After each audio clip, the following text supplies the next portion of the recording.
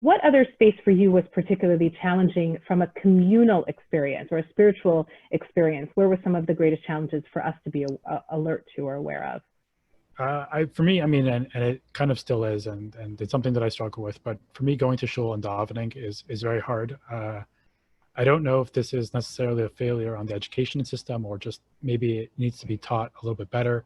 But I was sort of always taught that, you know, you do good, you be a good person, you do the mitzvahs, you follow Hashem, you daven, and you'll get what you want. And it's really not the case, or wasn't the case for us.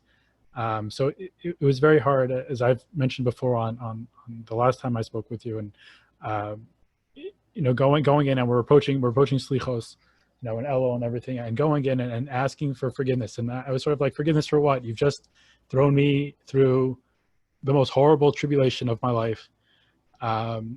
You know, it's still ongoing. It was ongoing. I mean, I talked about our experience in like a real nutshell, but this was really going over 2.5 years of time of davening, and it's like, how many more tears can I have? I've asked what I've wanted. I've shed my tears.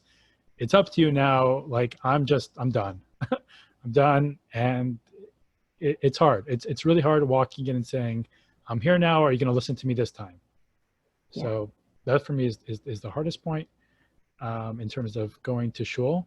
But you know, because we're now a little bit more open about it and people know, I mean, they give you space and they're more, hey, Akiva, how's it going?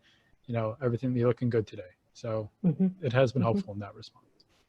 Yeah, I think you also highlight that idea of, first of all, the honesty that you bring up in terms of the sensitivity toward kind of the spiritual practice, and our relationship to God can really deeply be challenged.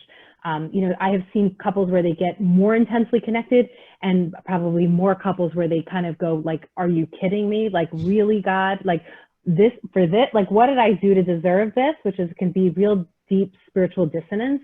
And yeah, sometimes that spiritual connection can feel very, very fragile.